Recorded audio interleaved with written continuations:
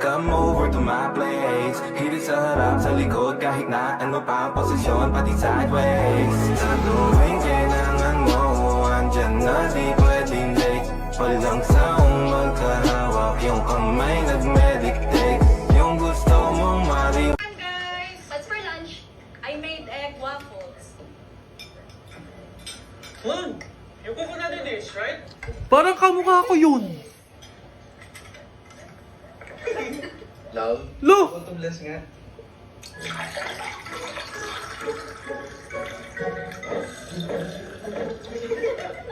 Feel sagana, basta may nesty. Pag bumira pa, lahat ng kasalanan mo sa akin.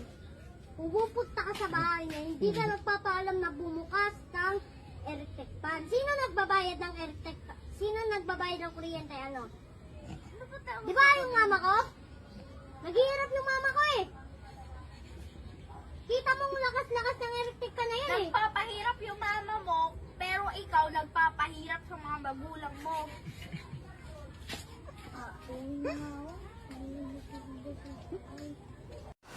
Okay, guys, we're back. Did you miss us? Because we missed you.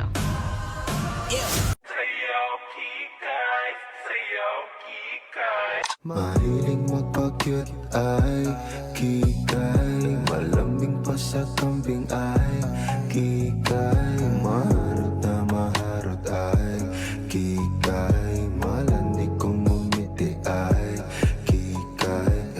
La la la la la. La la la la la. Howdy people! Patuloy ang pagiging OA. So yung video na to mga people is pagbati to ng Happy New Year sa inyo. Ayan sa mga people out there, sa mga patuloy na sumusuporta, sa mga viewers natin dyan. Thank you so much kasi patuloy kayong nagiging parte ng aking journey bilang isang content creator. Again, lagi ko sinasabi sa inyo na sana kahit papano napapangiti, napapasaya kayo ng aking mga content sa kahit saang social media platform. Also, salamat sa mga nakatrabaho ko, no? Sa mga brand na nagtiwala sa akin ngayong 2024.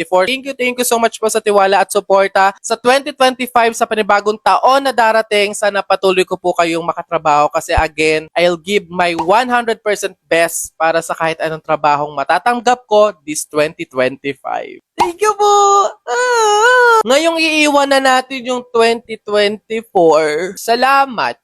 Itong taon na to, madami nangyari, madaming pagsubok na nangyari sa atin, pero it's okay, andyan na yung mga problema na yan. Ang gagawin lang natin, paano natin na-actionan at paano natin sosolusyonan kasama si God. Isama na natin sa 2024 yung mga negative na nangyari, problema, pagsubok na pinagdaanan natin, na solusyonan natin yon in the past na yon. Ngayon 2025 kasi sasalubungin natin ng malakas, ng may pag-asa, na tuloy ang buhay at pangarap. Ganon! Hindi natin alam yung mga mangyayari pero maging ready lang tayo. Ganon tayo mga tao dito sa mundo. Tuloy-tuloy lang. Go with the flow. Wala akong pake kung may pagsubok, may problema. Kahit ano man yan, wala akong pakialam. Lalaban ako. Kung paano tayo naging malakas, naging matatag, lumaban sa mga problema at pagsubok this 2024. Siyempre, mas lalo pa tayong lalaban sa paparating na bagong taon. Huwag na huwag natin kakalimutan na magpasalamat lagi kay God kasi siya talaga ang may gawa ng lahat.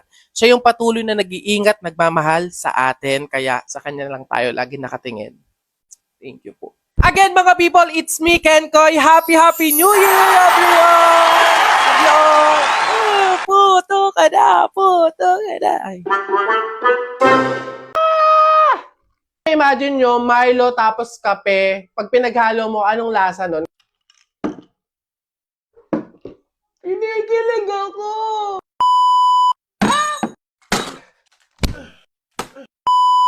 Howdy people! Na-miss ko to!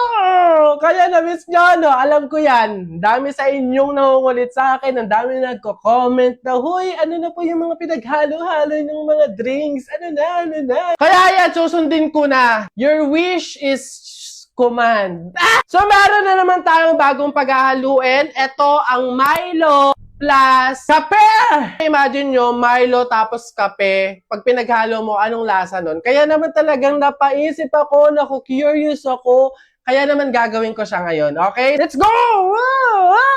Una, mainit na tubig.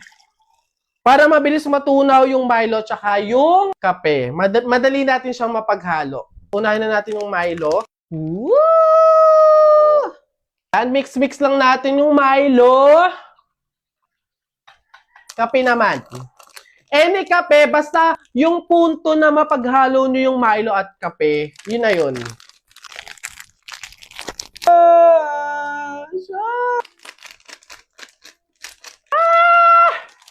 Ayan yung itsura niya kapag may Milo tapos meron ng kape. Mix-mix lang ulit natin. Lagyan na natin ng ice cube. 1, 2, 3. Dapat yung madaming yelo para mas malamig, mas masarap siya. Anong itatawag ko dito? Malupe! Woo! Ito ang tinatawag kong Milope. Yung color niya parang masarap naman, di ba? Ito na. Moment of truth! Taste test!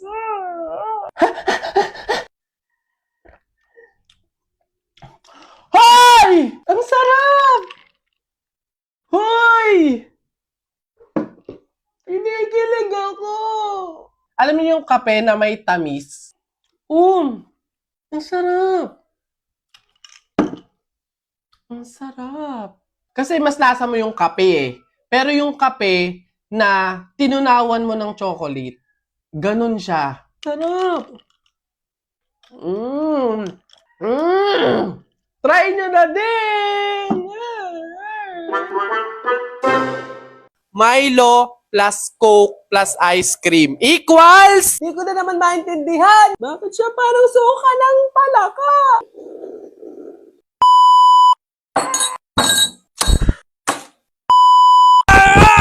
Howdy people! Alam ko na na-miss nyo to. Ramdam ko kayo. Alam ko yan.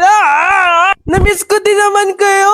Another video ulit. Another pagtatry na naman ng mga nakita ko sa comment. Ngayon, madami ako nakita na Milo plus Coke plus ice cream equals... Parang Coke float lang naman yun. Pero syempre, iba pa rin kasi yung DIY. So, kaya itatry natin. Actually, natry ko na siya dating-dati pa. Pero ngayon, syempre, depende pa rin yun sa gagamitin. Depende sa ice cream. Tapos, first time ko na may Milong ilalagay. Nagulantang ako! Inuubo pa yan, pero talagang pinunteriya pa din ng ice cream at ang malamig. Meron tayo yung ating baso, yung Coke, tapos yung ating Milo, and yung ating ice cream. Hindi ako makabili mga people nung mga nasa cup na gano'ng kalalaki. So, mga ganito lang yung available. Ice cream din naman yan. So, unahin na natin mga people yung Milo. Ayan. Patunaw na yung ice cream! So, next yung ating ice cream. Ito. So, dyan. Tapos, tsaka natin alisin sa stick. Alangan namang kainin mo yung stick. Ayan. Ay, buti na lang. Mas maganda pala pag tunaw. Mas madali mo siyang maaalis. So, ganito na yung itsura niya. Ayun, nasa ilalim yung Milo. Tapos, yung ice cream. So, tsaka natin ilalagay yung Coke. Para pala akong nasa science project net. Experiment. Wala na. Bansot. Parang supot. Feel sagana. Bakit siya parang suka ng palaka? Para ka mga buteting itlog. Ayan siya. Hinalo ko siya ng konti para mag-mix yung Milo tsaka yung ice cream. Mukha naman siyang masarap. Moment of truth! Taste it!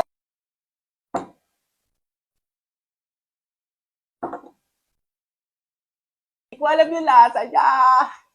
Di ko na naman maintindihan.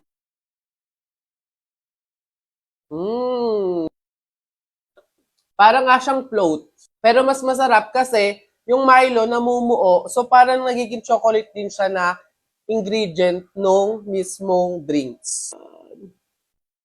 Sarap pa siya sa float ng mga... Iba lang yung lasa niya. Merong differences. May pagkakaiba lang talaga kasi nga meron siyang Milo. Ako marunong talaga mag-taste. Pero basta try nyo na lang, masarap naman. Sa lahat ng mga na-try ko, na pinatry nyo, mas okay naman to.